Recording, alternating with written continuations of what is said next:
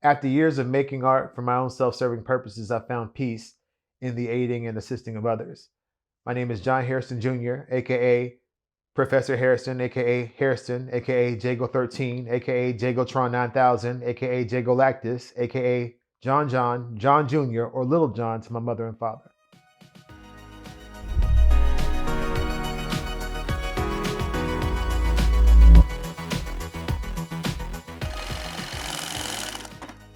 When I first started making artwork years ago, it was from this place of super b-boy scientific, hip hop legend god Karis One kind of philosophies of edutainment. It was my thing. So it was like, I'm dope. This is why people need to like me. I'm dope because I'm doing this, that, and the third. Acknowledge me.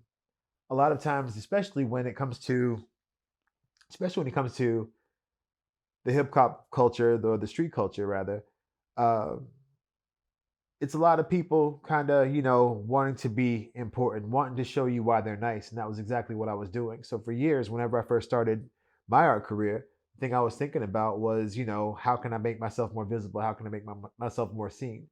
Um, we had always done, charitable things here and there, public artwork and things of that nature.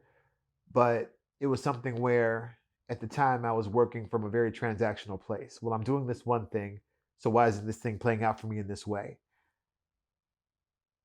The thing about that was, though, if it didn't get the mileage that I wanted, then what would happen was I found myself feeling gross and stupid and misused if it didn't work out in that same way. And I feel like a lot of artists see the exact same kind of experiences and feel the exact same kind of way, dejected, if you will. Um, but there's something to be said about switching your lens and switching your focus. I think I started to switch my focus when I saw what it did for other people. When you're young and fiery, you're angry. It's very much a thing where you want to minimize your disappointments.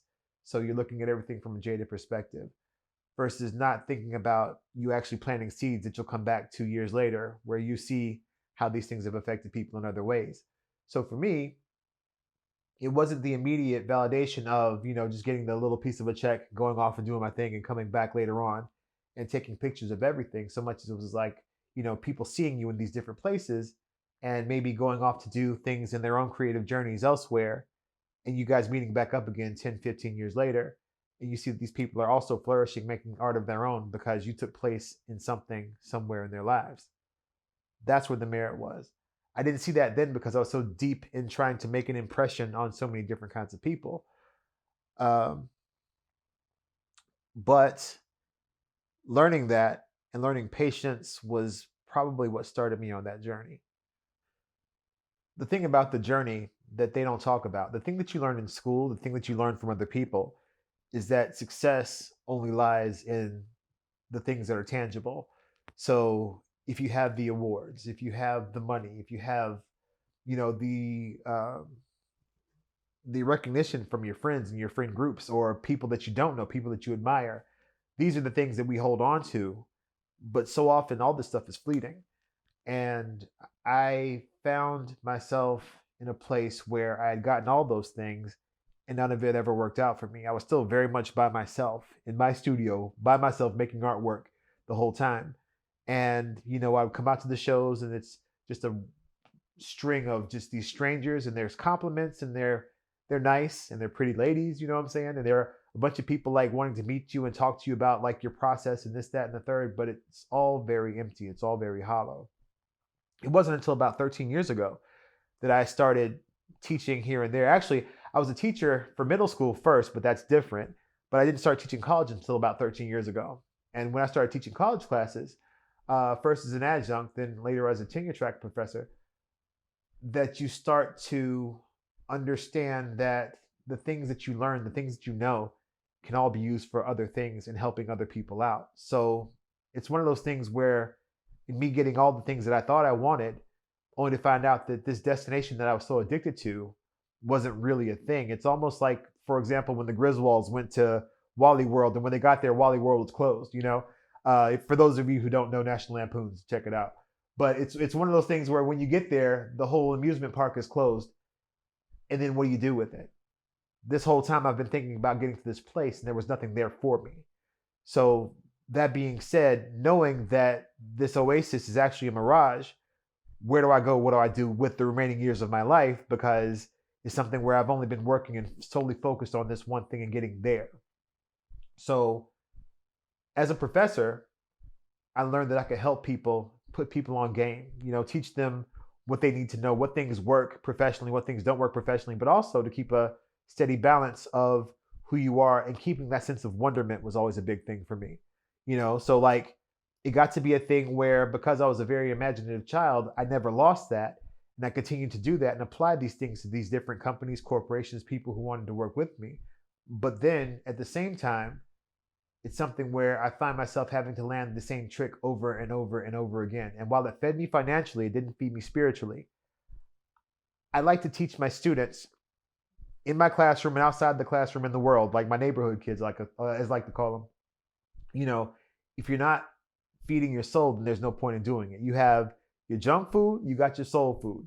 Junk food is what makes money. Junk food is like, the fast snacks you grab over here at the Circle K, wherever. Soul food is that stuff that grandma makes, like what are you making that grandma likes, or that, grandma used to make back at home, that's got your mouth watering and you can't wait to get to on Sunday afternoon. That's the soul food. I focus on soul food as much as I focus on my commercial, or my junk food rather. And it works for me a lot better in that way. But teaching children or young people to tap into, that particular method of working does me wonders, even if you're not going to be, the biggest artist around town or in the country or what have you. It's something where teaching young people balance is something that I never had, or something that I like to do because I never had that growing up.